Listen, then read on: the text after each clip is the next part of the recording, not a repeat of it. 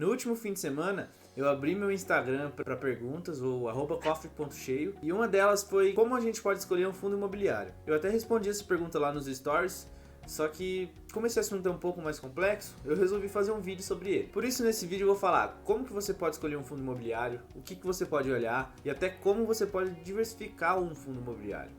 Meu nome é Luiz Guilherme, esse é o Cofre Cheio, e se você quer saber mais sobre como escolher um fundo imobiliário, deixa seu joinha aqui embaixo, se inscreve no canal e bora pro vídeo.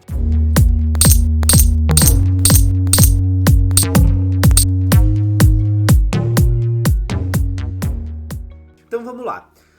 A primeira coisa que você tem que saber quando você vai investir no fundo imobiliário é que esses são ativos de renda variável.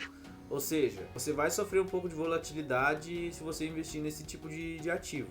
Só que a boa notícia é que do mesmo jeito que ele pode cair, ele pode subir também. Mas então o que a gente vai olhar antes de investir num fundo imobiliário? Para começar, você tem que ir lá no fundsexplorer.com.br, que é o melhor site que tem para você analisar fundo imobiliário. Tem tudo que você precisa saber sobre fundos imobiliários. Lá no Funds Explorer, você consegue saber certinho quais são as taxas que são aplicadas naquele fundo.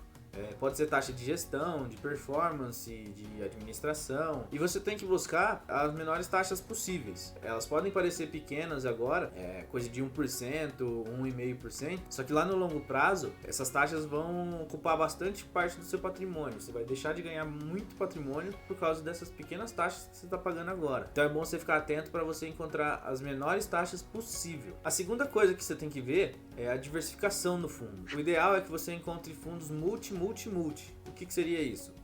Multiativos, então seriam fundos que investem em mais de um imóvel. Multi-inquilino, que são os fundos que alugam esses imóveis para mais de uma empresa ou um locatário. E multilocalização, que seriam os fundos que têm imóveis em várias regiões do Brasil. Por exemplo, tem fundos que têm shoppings tanto em São Paulo quanto no Rio de Janeiro, em Alagoas e no Acre. Fazendo isso, você consegue diminuir bastante o risco de inadimplência da sua carteira, né? Porque você vai ter muitas pessoas alugando muitos imóveis. Então, se uma delas deixar de pagar, você não vai deixar de receber o aluguel do fundo.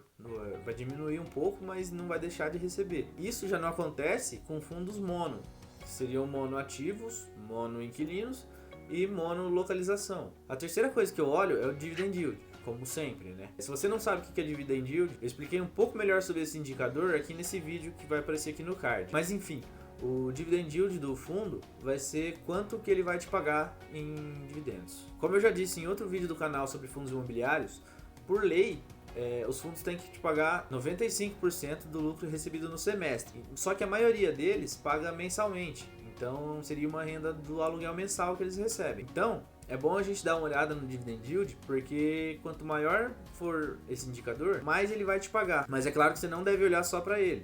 Você tem que olhar no contexto do fundo como um todo. Bom, e por último, eu gosto de olhar o preço sobre o valor patrimonial do fundo. Ele vai te mostrar a relação entre o preço de mercado do fundo e o valor patrimonial mesmo. Ao contrário das ações, no caso dos imóveis, o valor patrimonial ele é muito mais próximo da realidade. Por quê? Porque todo ano vai um profissional lá em cada imóvel e faz uma avaliação de quanto está valendo aquele imóvel naquela área. Então você tem um valor patrimonial muito mais próximo da realidade do que no caso de uma ação. Então, quando o preço sobre o valor patrimonial ele está abaixo de 1, quer dizer que você está comprando o imóvel por menos do que ele vale.